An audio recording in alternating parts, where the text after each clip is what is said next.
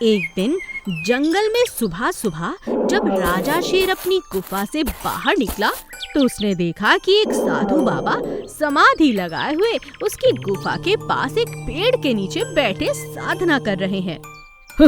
इसकी इतनी हिम्मत, लगता है ये खुद ही मेरा खाना बनने के लिए यहाँ आ गया है। मूर्ख कहीं का, अब इसे मेरा भोजन बनने से कोई नहीं रोक सकता।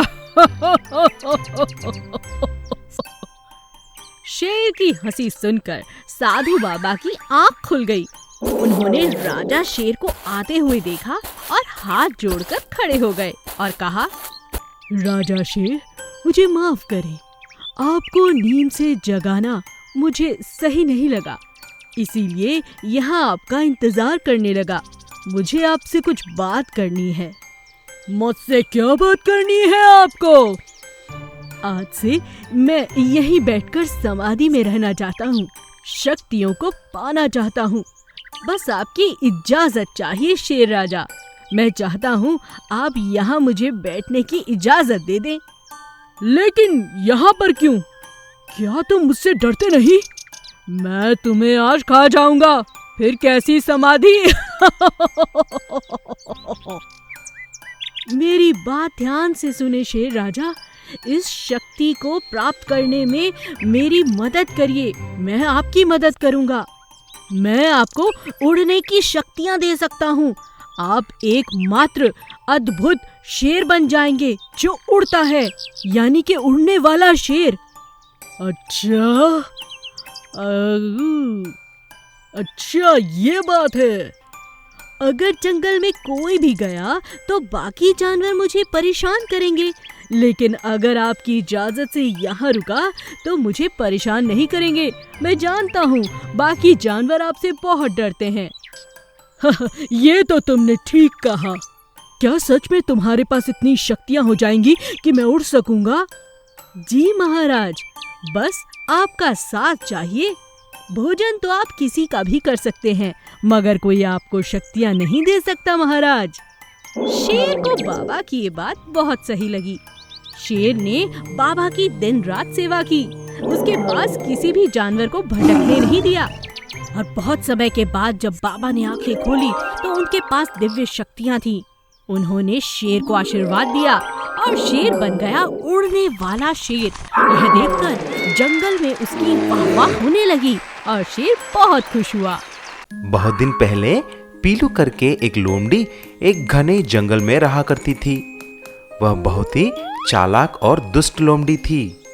वह छोटे छोटे जानवर जैसे कि खरगोश और चूहे से दोस्ती करके कुछ दिन के बाद उसे ही खा जाती थी।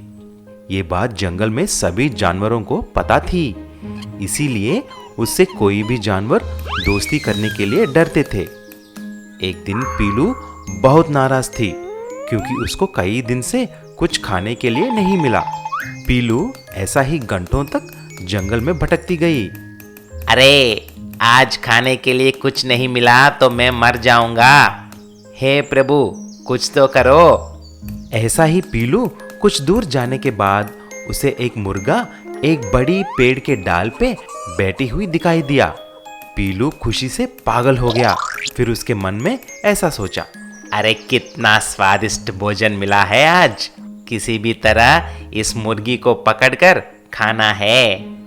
लेकिन वह पेड़ तो बहुत ऊंची थी और उसके डाल पर बैठी मुर्गा तक पीलू पहुंच नहीं सकती। अरे, ये पेड़ तो बहुत ऊंचा है, मैं उधर कैसे जाऊंगा और उसे कैसे पकड़ूंगा? अरे मैं नहीं जा सकता बाबा, लेकिन मैं उसको नीचे आने के लिए मना तो कर सकता हूँ। ये सोचकर पीलू लोमड़ी धीरे धीरे से पेड़ तक पहुंच जाती है और ऐसा बोलता है, हेलो मुर्गी जी, मेरे पास एक खुशखबर है। अच्छा, खुशखबरी? कैसी खुशखबरी है? मुझे भगवान से एक संदेश आया है। उसका ये सारांश है कि सारे जंगल का जानवर शांति से रहना है और दोस्त बन के रहना है। कोई भी किसी को मार नहीं सकता। मुर्गा को पीलू के बात पर शक हो जाता है। फिर मुर्गे ने बहुत समझदारी के साथ ऐसा बोला, ओहो, ऐसा है, बहुत अच्छा, बहुत अच्छा। अरे ये मुर्गी तो सिर्फ बहुत अच्छा बोल के चुप हो गया। मैं उसको नीचे आने के लिए कैसे मनाऊं? अरे ओ मुर्गा, ये सूचना एक ऑर्डर है भगवान से। कुछ ही देर में भगवान से घोषणा भी आएगा। तुम अभी तक वहीं पर क्यों हो? जल्दी नीचे आ जाओ। अब से लोमड़ी भी मुर्गियों को नहीं खा सकती है। तुमको घबराने की जरूरत ही नहीं है। ये सब सुनकर मुर्गे को पता चल जाता है कि लोमड़ी बिल्कुल बकवास और झूठ बोल रहा है। फिर तुरंत मुर्गे ने एक योजना बनाई और ऐसी बोली, भगवान का लाख लाख शुक्र है। ये तो बहुत अच्छी खबर है। देखो, वहां पर तुम्हारा दोस्त भी आ रहा है। मेरा दोस्त? मेरा कोई भी दोस्त नहीं है। किसकी बारे में बात कर रहे हो? अरे राजा शेर, और कौन? अब से तुम्हारे साथ दोस्ती करने के लिए आ रहा है। शेर की बात सुनते ही पीलू लोमड़ी घबरा जाती है।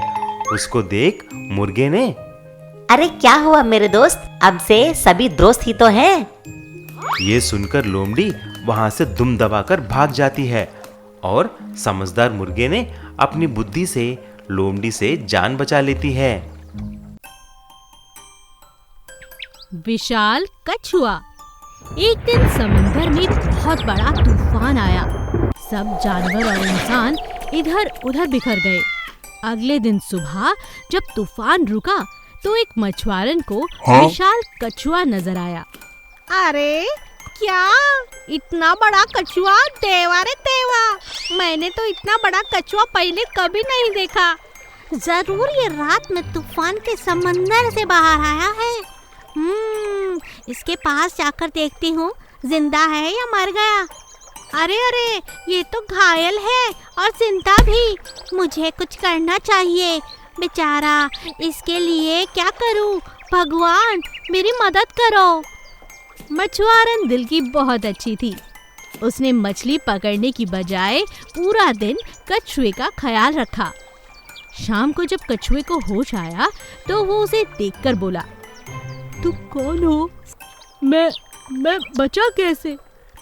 मैं गंगू ताई हूँ। पास के गांव में रहती हूँ, मछलियाँ पकड़ती हूँ। तुम्हें सुबह यहाँ घायल देखा तो तुम्हें दवा दी। और कैसे हो तुम? तुम्हें यहाँ कभी पहले नहीं देखा। तुम ठीक तो हो ना? हाँ शुक्रिया, मैं ठीक हूँ। मैंने कभी पहले इंसान से बात नहीं की। मैंने भी कभी किसी कछुए से बात नहीं की रे। तुम्हारे जितना बड़ा कछुआ तो मैंने जिंदगी में नहीं देखा और ना ही सुना। एक बात बताओ, तुम कितने साल के हो? कछुए ने जवाब दिया, मैं 90 साल का हूँ। बाहर आऊंगा तो इंसान पकड़ लेंगे, ऐसा माँ कहती है। मगर तुम तो बहुत अच्छी हो। तुमसे मिलकर अच्छा लगा। सच, मुझे भी तुमसे मिलकर बहुत अच्छा लगा। लेकिन अब तुम वापस चले जाओ।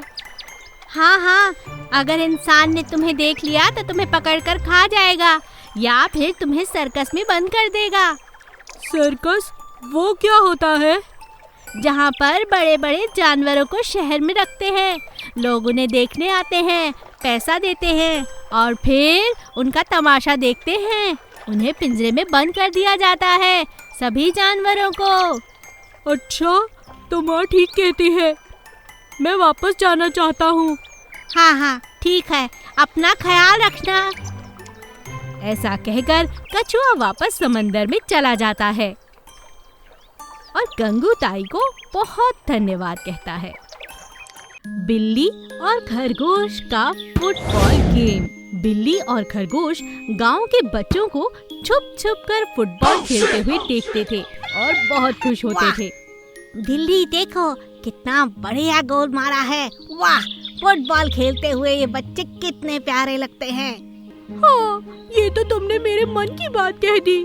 काश हमारे पास भी एक फुटबॉल होती। एक दिन हमेशा की तरह बिल्ली और खरगोश बच्चों को खेलते हुए देख रहे थे और तभी एक बॉल दूर उछलकर जंगल में चली गई। वहाँ खेलते हुए मिंटू ने कहा, वाह, कितना अच्छा था। बॉल तो बहुत दूर चली गई है। हमें जंगल की तरफ नहीं जाना चाहिए, मम्मी ने मना किया है। ये लो, मेरे पास एक बॉल है, इसी से दोबारा खेल शुरू करते हैं। बच्चों ने दोबारा खेल शुरू कर दिया और इस बात का फायदा बिल्ली और खरगोश ने उठाया। बिल्ली ने खरगोश से कहा, अरे खरगोश दोस्त, चलो उस बॉल को ढूंढते हैं। अगर मिल गई तो हम भी फुटबॉल से खेल सकते हैं। ये तो तुमने बहुत अच्छी बात कही बिल्ली, चलो चलते हैं। दोनों मिलजुल कर पूरा जंगल छान मारते हैं, लेकिन उन्हें फुटबॉल कहीं नहीं मिलती। अरे बिल्ली, कहाँ गई ये फुटबॉल, मिलती क्यों नहीं? मुझे लगता है किसी पेड़ पर फंसी होगी, चलो ऊपर भी देखते हैं। दोनों ने पेड़ों को भी देखना शुरू कर दिया। अचानक उनकी नजर बॉल पर गई। वो देखो, वो रही बॉल। बिल्ली तुरंत बॉल को नीचे उतार देती है और दोनों खेल खेलना शुरू कर देते हैं। अरे वाह, कितना मजा आ रहा है बिल्ली, ये बॉल तो बिल्कुल सही है, सलामत है। हाँ, तुमने ठीक कहा। आज मैं बहुत खुश हूँ, हमें फुटबॉल मिल गई। अब हम रोजाना इसी तरह मैदान में फुटबॉल खेलेंगे। दोनों हर रोज आते और शाम के समय घंटों मैदान में फुटबॉल खेलते। उनका मजेदार खेल देखकर गांव के बाकी जानवर भी फुटबॉल खेलना चाहते थे, तो उनके पास बंदर आया। अरे वाह, तुम लोग तो बहुत अच्छी फुटबॉल खेलते हो। कहाँ मिली ये फुटबॉल? क्या तुम मुझे भी अपने साथ खिलाओगे? हाँ हाँ, क्यों नहीं, मगर इतने सवाल मत करो, चलो खेलते हैं। धीरे धीरे सभी जानवरों को खरगोश और बिल्ली फुटबॉल खेलना सिखा देते हैं और सब खुशी खुशी जंगल में खेलने लगते हैं।